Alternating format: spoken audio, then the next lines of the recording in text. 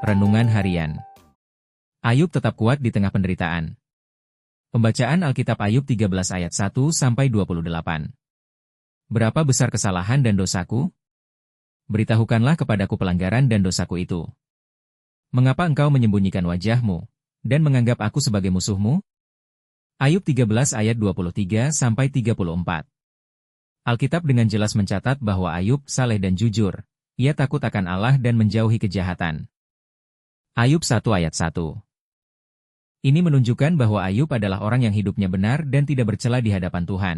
Itulah sebabnya ketika kesengsaraan dan penderitaan menimpa hidupnya, ia merasa berhak untuk bertanya kepada Tuhan, apakah ini tidak salah alamat? Bukankah seharusnya orang fasik atau orang berdosa yang layak menerima segala penderitaan dan malapetaka? Seringkali kita juga marah kepada Tuhan dan menyalahkan Dia ketika melihat orang-orang di luar Tuhan hidupnya aman-aman saja. Pemazmur menasihati, jangan marah karena orang yang berbuat jahat, jangan iri hati kepada orang yang berbuat curang, sebab mereka segera lisut seperti rumput dan layu seperti tumbuh-tumbuhan hijau. Mazmur 37 ayat 1-2. Sebagai orang percaya, kita harus belajar memahami kehendak Tuhan karena Dia memiliki sudut pandang yang berbeda. Tuhan tidak pernah salah dalam setiap tindakannya.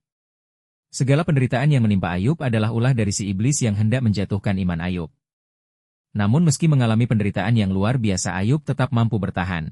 Bahkan dia masih bisa berkata, apakah kita mau menerima yang baik dari Allah, tetapi tidak mau menerima yang buruk? Dalam kesemuanya itu Ayub tidak berbuat dosa dengan bibirnya.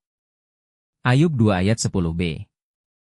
Kehilangan segala-galanya tidak membuat Ayub menjadi lemah dan putus asa. Bahkan teman-teman terdekatnya kelihatannya menasihati dia, padahal dalam nasihatnya itu terkandung tuduhan dan kecaman kepada Ayub. Mereka menganggap bahwa Ayub telah melakukan suatu pelanggaran yang berakibat pada penderitaan yang harus ditanggungnya. Selama hidup di dunia ini kita tak luput dari masalah atau penderitaan. Namun Tuhan berjanji untuk memberi kekuatan kepada kita dan memberikan penolong, yaitu Roh Kudus. Karena itu dalam keadaan yang berat biarlah kita tetap kuat dan bertahan karena selalu ada maksud dan rencana Tuhan di balik penderitaan yang kita alami. Itulah sebabnya di tengah penderitaan yang dialami, Ayub menyadari, karena ia tahu jalan hidupku. Seandainya ia menguji aku akan timbul seperti emas. Ayub 23 ayat 10. Kiranya renungan ini mau mengingatkan kita dalam kehidupan hari lepas hari. Haleluya. Amin.